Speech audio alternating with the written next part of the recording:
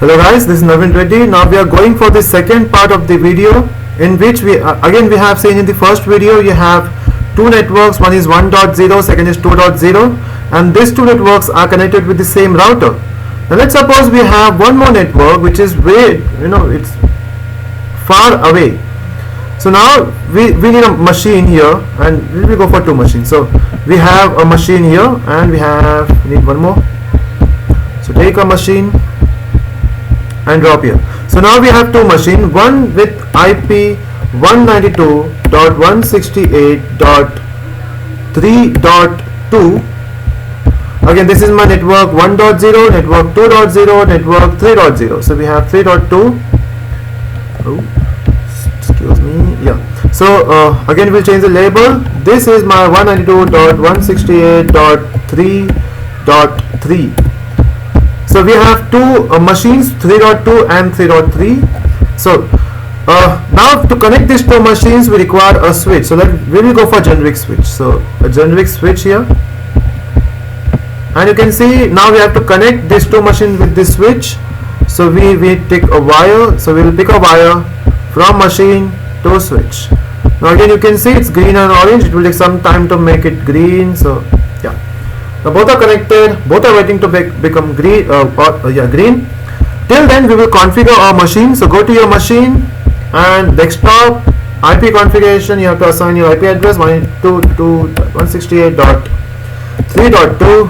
Submit mask, and we'll specify gateway now only. So 192.168.3.1. For this machine we have to again configure. Go to desktop, go to IP configuration. It's 192.168.3.3. so this is your mask. This is default gateway 192.168.3.1.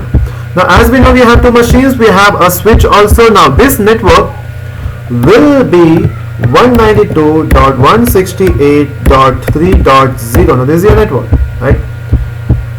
Now we have to connect this switch to router, because this network is far away from the remaining two network. That's why we require one more router here. So we are connecting this router.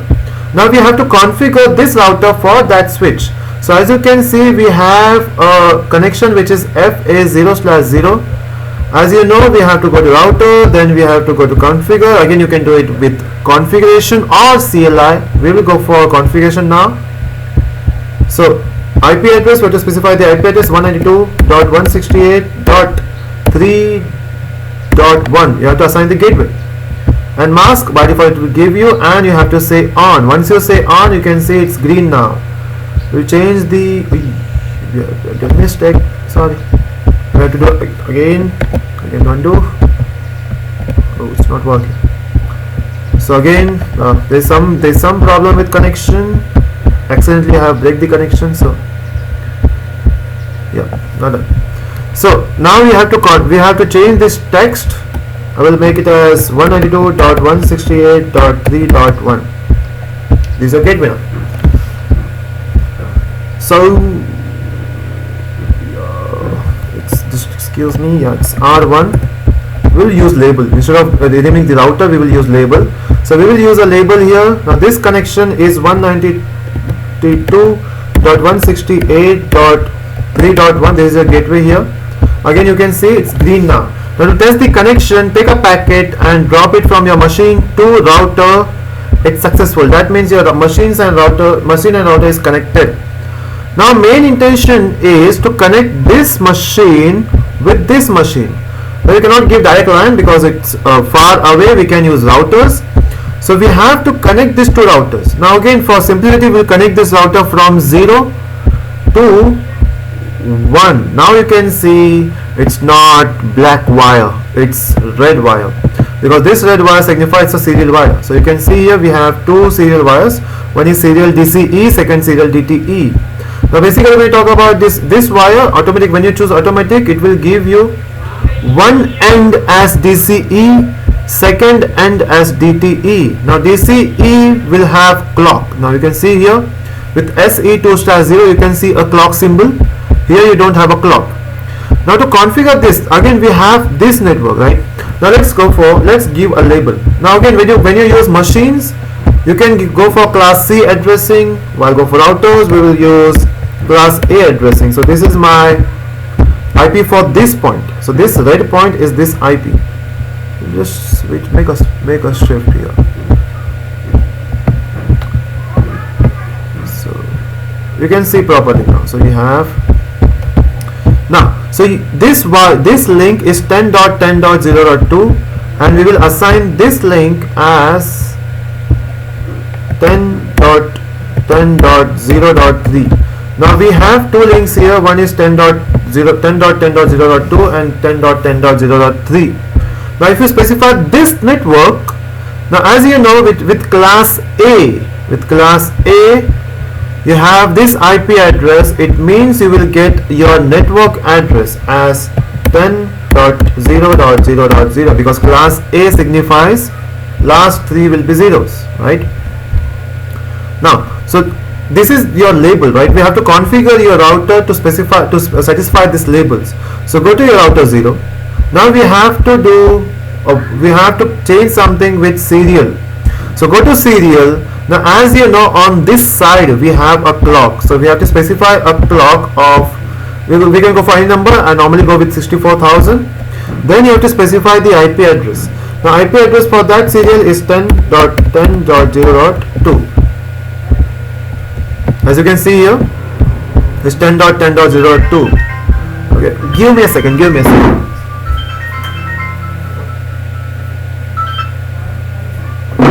Sorry, it was a call.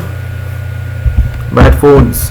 So we have an IP address 10.10.0.2 with a subnet 255.0.0.0. Then we have to say on.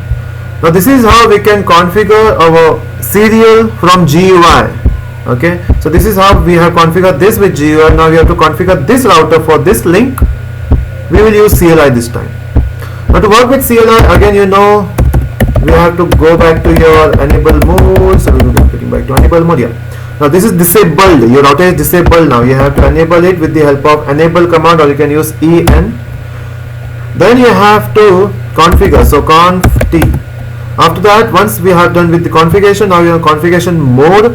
Now we have to change something which is your serial. So you can use int serial, which is 2/0. Once you have done this, you have to assign IP address. So we can specify IP address. It's 10.10.0.3. You can see here we have 10.10.0.3. Then it specifies subnet, which is 255.0.0.0. That's it. Now then we have to set a clock, because on this side you don't have to set a clock. That's why you have to say no clock rate. So it means we don't have clock. So no clock rate. Then we have to on. So no shut. Okay. Then now you can see our link is on. On both sides we have green and green. So the link is connected physically and logically. Now we'll test this. Use a packet from this router to this router, and you can say it's successful. Now we will see from this router, this machine to this router, failed. It will take some time.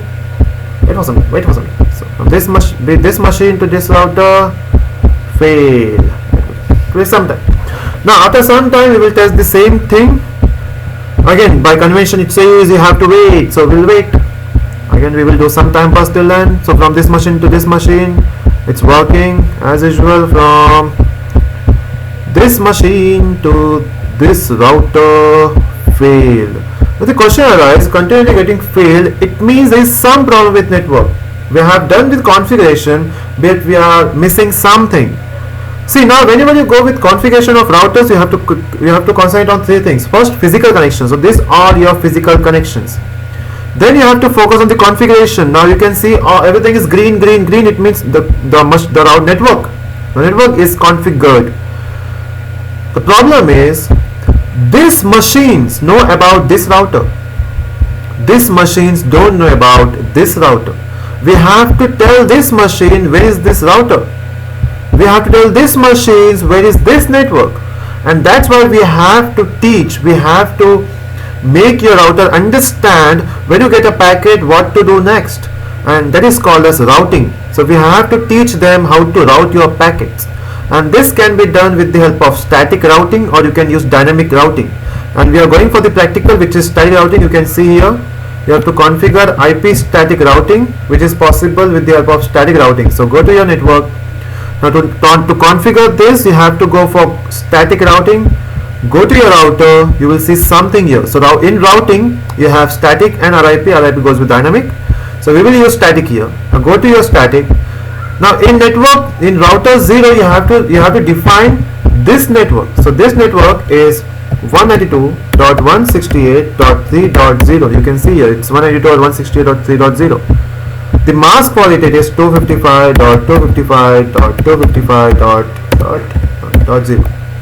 your next hop, see, to get into this network, you have to come here. So once your packet reach here, this router will handle this network. So your next hop is 10.10.0.3, and then you have to say add. Now when you say add, this is your network now. Now this router knows about this network. Okay, now this router should know about this two networks. So go to your router, go to configuration. Again, we can do it in CLI mode also. So you have to get back into configuration mode, no interface mode. In configuration mode, you have to specify a command called as IP route. Now to route your packet, you have to specify IP route to network, this network. So one will do for this network. So it's 192.168.1.0. To go to this network, your mask is 255.255.255.0. Then you have to specify your next hop. So this is your IP, this is your mask, this one is a mask, and now you have to specify the next hop. Your next hop is this one. So it is 10.10.0.2. Once you have done this, that's it. Now you have your IP route. To verify, go to configuration. You can see static. You can see your route is here. Now we see this router knows about one more network called as 2.0. So we can add 2.0. You can use GUI. You can use CLI. It's your own choice.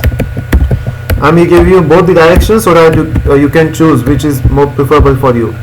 So it's 255.255.255.0, and your next hop will be again same 10.10.0.2, and then say add.